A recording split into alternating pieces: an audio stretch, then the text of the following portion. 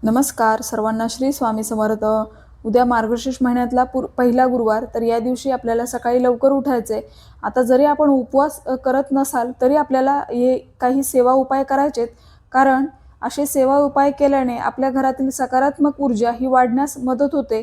तर आपल्याला सकाळी लवकर उठून आपलं अंगण स्वच्छ करायचे, आपल्या मुख्य दरवाजाच्या उंबरठ्याला हळदीचे लेपन करायचे, मुख्य दरवाजाबाहेर दिवा प्रज्वलित करायचा आहे, छोटीशी रांगोळी काढायची आणि मुख्य दरवाजावर आपल्याला हळदीने स्वस्तिक काढायचं आहे, त्याची पंचोपचारे पूजा करायची आहे। आता या दिवशी तुळशीची पूजा करायची, तुळशीला शुद्ध गाईच्या तुपाचा दिवा लावायचा आहे, हळद मिश्रित पाणी आपल्याला तुळशीला अर्पण करायचं असतं आणि ओम नमो भगवते वासुदेवाय या मंत्राचा जप करत आपल्याला तुळशीला 5 किंवा 11 प्रदक्षिणा घालायचेत।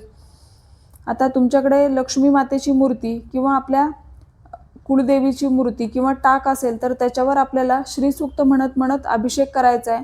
बाळकृष्ण भगवानांची मूर्ती प्रत्येकाच्या घरामध्ये असते, तर त्यावर आपण पुरुष सूक्त म्हणत म्हणत अभिषेक करा। नंतर हे तीर्थ आपण घरातल्या सर्व व्यक्तींनी घ्यावं।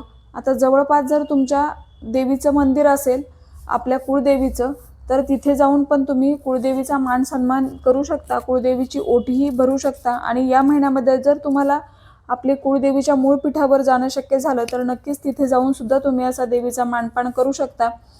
या दिवशी विष्णू सहस्रनामाचं एक वेळा नक्कीच पठण करावं, कारण जिथे विष्णूंची सेवा केली जाते तिथून माता लक्ष्मी कधीही काढता पाय घेत नाही। आता जर देवासमोर बसून पठण करणं शक्य नसेल तर नक्कीच या दिवशी निदान श्रवण तरी करावं आणि एक वेळा व्यंकटेश स्तोत्र आपल्याला पठण करायचंय। विष्णू गायत्री मंत्र 1 माळ पठण करायचा, लक्ष्मी गायत्री मंत्र 1 वेळा आणि नवार्णव मंत्र 1 माळ। तर या सेवा आपल्याला या दिवशी नक्कीच करायचेत। आता या दिवशी जर तुम्ही पूजा मांडणी उपवास करणार असाल तर या सेवा नक्कीच करा, आणि करणार नसाल तरीही या सेवा कराव्या। आता पूजा मांडणी कशी करायची याचा डिटेल व्हिडिओ आपल्या चॅनलवर आहे, खाली दिलेल्या लिंकवर क्लिक करून तोही नक्की बघा। सर्वांना श्री स्वामी समर्थ।